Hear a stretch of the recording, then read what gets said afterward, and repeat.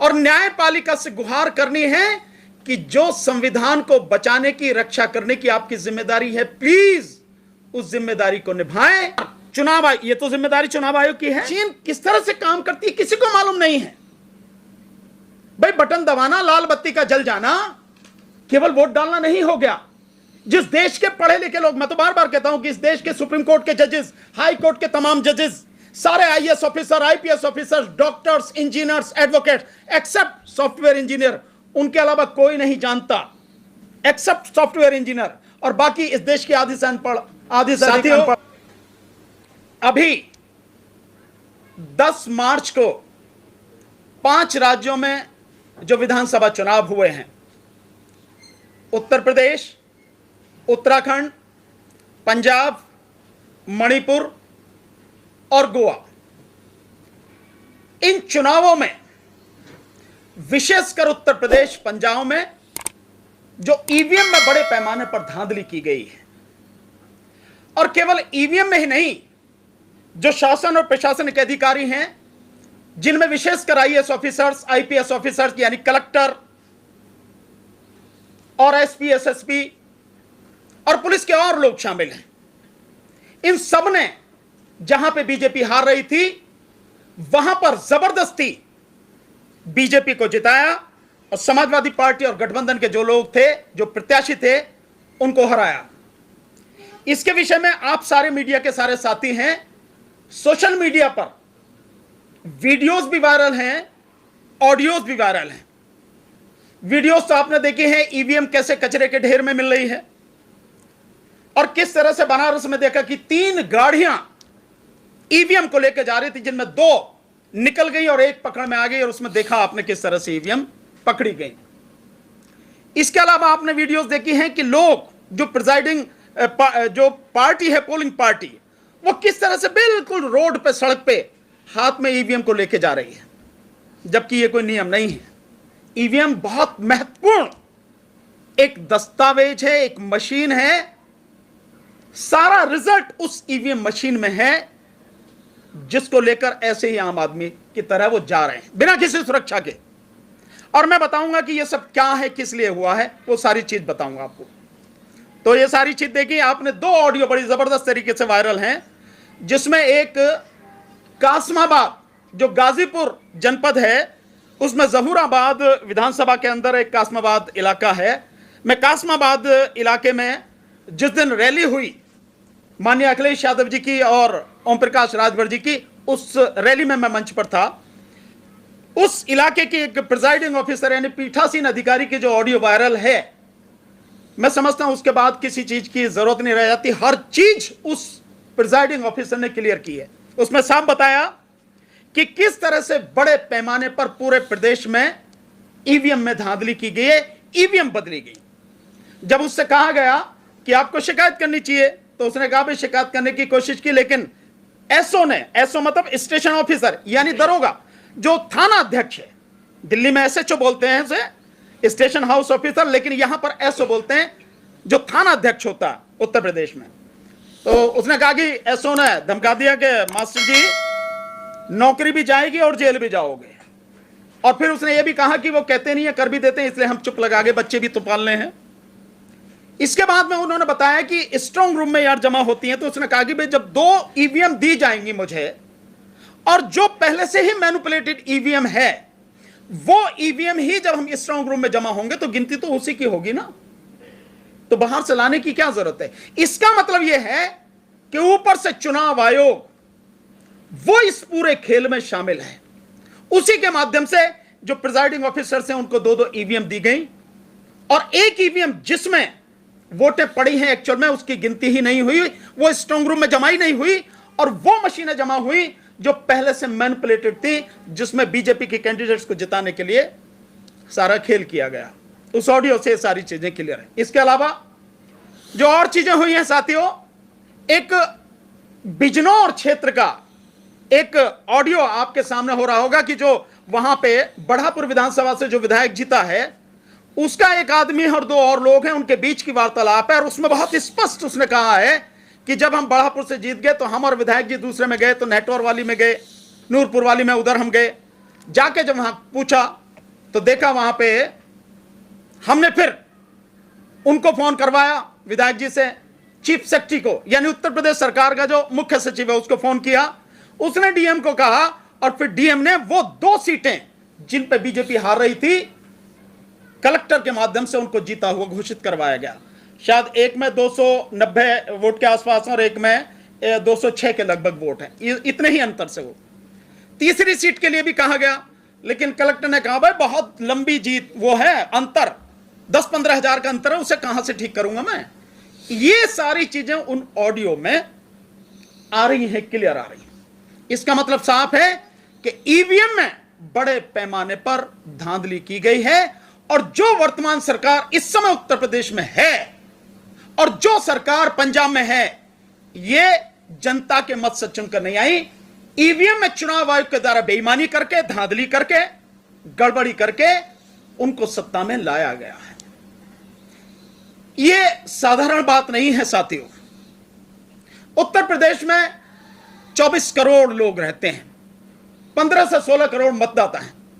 उनके साथ छल है, ये उनके साथ धोखा है। ये बिल्कुल इस तरह से है जैसे महाभारत में चीरहरण आपने सुना होगा। ये चीरहरण नहीं है, ये सरेआम लोकतंत्र की हत्या है। इस देश के संविधान को पैरों तले कुचलना है। अफसोस, इस देश की तमाम न्यायपालिका, चाहे सुप्रीम कोर्ट हो, चाहे हाई कोर्ट हो, सब बिल्कुल गांधी जी के 3 बंदर की तरह बैठे हुए हैं। ना उन्हें कुछ दिखाई देता है, ना उन्हें कुछ सुनाई देता है, ना ही वो कुछ बोलते हैं। यह स्थिति आज की तारीख में है, जो बहुत ही गंभीर स्थिति है। जो वीडियो आपको दिखाई देती हैं, जो ऑडियो आप सबको, आम आदमी को सुनाई देती हैं, क्या उन्हें सुनाई नहीं देती? रही इलेक्शन कमीशन, तो इलेक्शन कमीशन जो इस बेईमानी में पूरी में शामिल है, जो इसके लिए पूरी तरह से जिम्मेदार है, उससे बात ही क्या करनी, उसके विषय में बात ही क्या करनी। यह सब कुछ हुआ है और एक नहीं, बड़े पैमाने पर यह चीजें लगातार आ रही हैं। इसके लिए इस सरकार को बर्खास्त किया जाए, जो सरकार अब बनी है उत्तर प्रदेश में और पंजाब में, और दोबारा से चुनाव कराया जाए बैलेट पेपर से, और ईवीएम को हमेशा के लिए इस देश की चुनावी प्रक्रिया से हटाया जाए और सारे चुनाव बैलेट पेपर के माध्यम हों, और एक ही दिन में चुनाव हो, और चुनाव की वोटिंग जिस तरह से जिस समय बंद हो जाए उसके 3-4 घंटे बाद ही तुरंत काउंटिंग शुरू होनी चाहिए। सारी प्रक्रिया पूरी तरह से निष्पक्ष, पारदर्शी और स्वतंत्र होनी चाहिए। कोई भी व्यक्ति कहीं किसी कोने से देखे वो उस पर उंगली ना उठा सके, ये सारी चीज होनी चाहिए। इसी बात को लेकर हमारी पार्टी राष्ट्रीय जनता संघर्ष पार्टी आने वाले समय में बहुत जल्दी हम देशव्यापी आंदोलन शुरू करने जा रहे हैं। और ये वीडियो जहां तक भी पहुंच रही है, मैं जानता हूं करोड़ों लोग देख रहे हैं, मैं जानता हूं इस बात को, क्योंकि जो भी ईवीएम के ऊपर मैंने सारी डिटेल बताई है पहले से भी, वो सब चीज करोड़ों लोगों ने देखी है। मैं उन्हीं सब लोगों से निवेदन करता हूं, देश के लोगों से निवेदन करता हूं, इस देश के संविधान को बचाना है, इस देश के लोकतंत्र को बचाना है, और न्यायपालिका से गुहार करनी है कि जो संविधान को बचाने की, रक्षा करने की आपकी जिम्मेदारी है, प्लीज उस जिम्मेदारी को निभाएं, और उत्तर प्रदेश और पंजाब के जो चुनाव हैं इनको कैंसिल करके, ईवीएम को हमेशा से खत्म करके आप दोबारा से चुनाव कराएं। इसमें जो हम लोग करेंगे, मैंने आपको बताया कि हम राष्ट्रव्यापी आंदोलन करेंगे, केंद्र लेवल से लेकर, यानी राजधानी दिल्ली से लेकर हर प्रदेश की राजधानी में, हर मंडल में, हर जिले स्तर पर, लोकसभा और विधानसभा स्तर पर और तहसील स्तर तक पूरा आंदोलन होगा।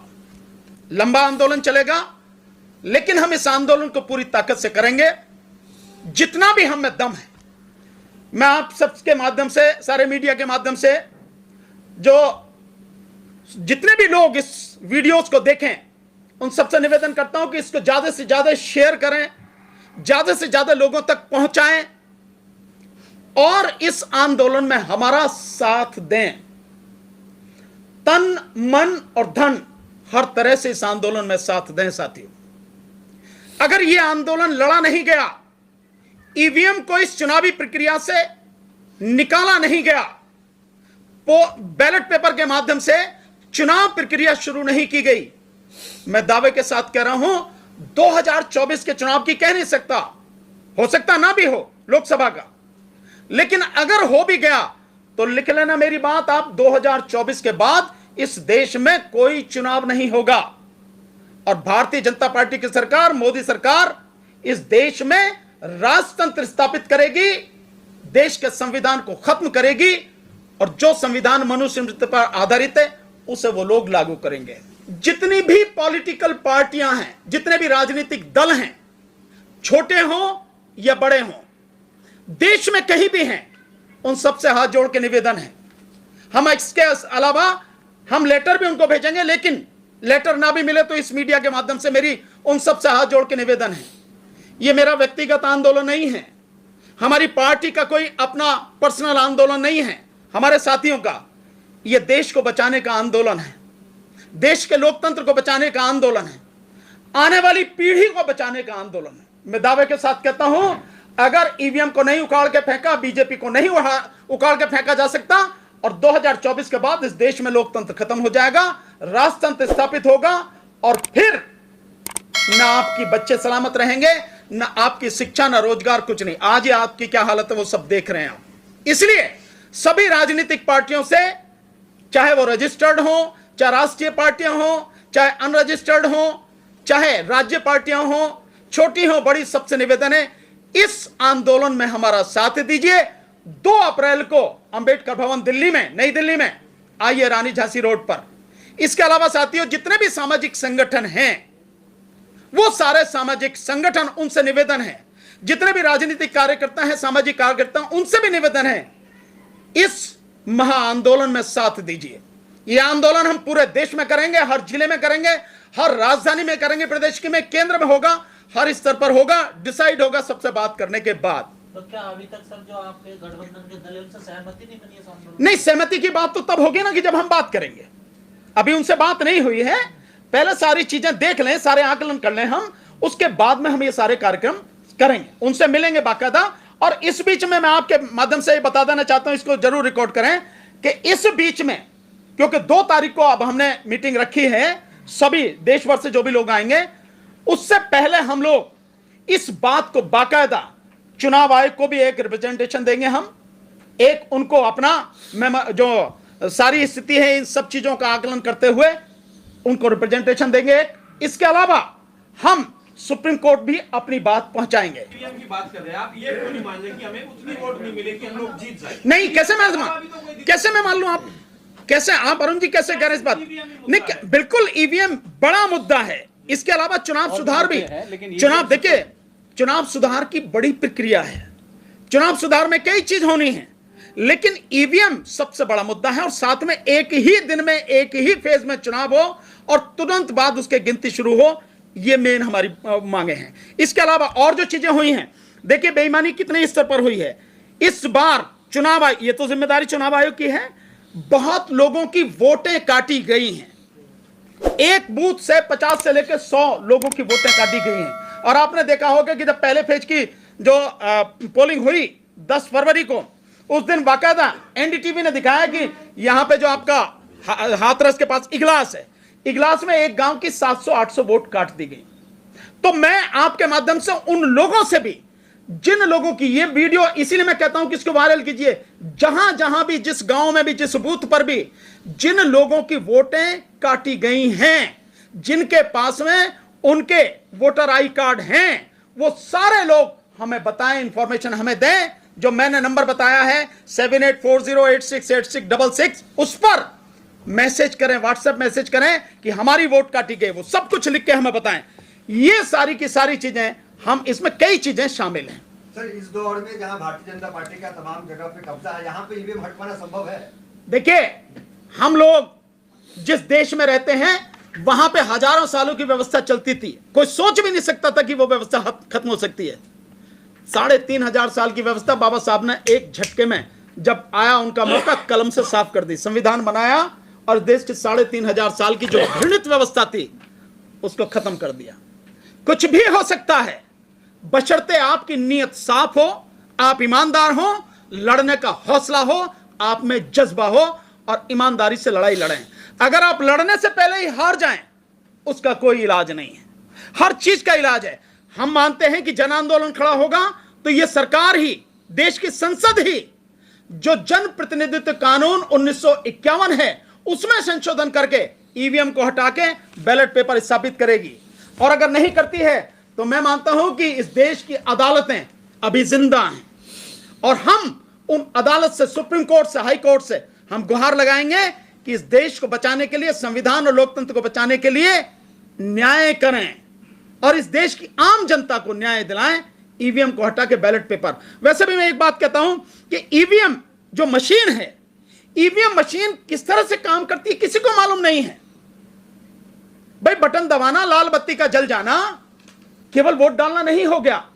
जिस देश के पढ़े लिखे लोग, मैं तो बार बार कहता हूं कि इस देश के सुप्रीम कोर्ट के जजेस, हाई कोर्ट के तमाम जजेस, सारे IAS officer, IPS officers, doctors, engineers, advocate, except software engineer, उनके अलावा कोई नहीं जानता एक्सेप्ट सॉफ्टवेयर इंजीनियर, और बाकी इस देश की आधी से अनपढ़, आधी से अधिक अनपढ़ आबादी, कोई नहीं जानता कि ईवीएम कैसे काम करती, फिर कैसे चल रही है। और जब 8 अक्टूबर 2013 को माननीय सुप्रीम कोर्ट ने सुब्रमण्यम स्वामी बनाम इलेक्शन कमीशन ऑफ इंडिया में खुद कहा कि ईवीएम से free, fair and transparent election नहीं हो सकता, फिर क्यों ईवीएम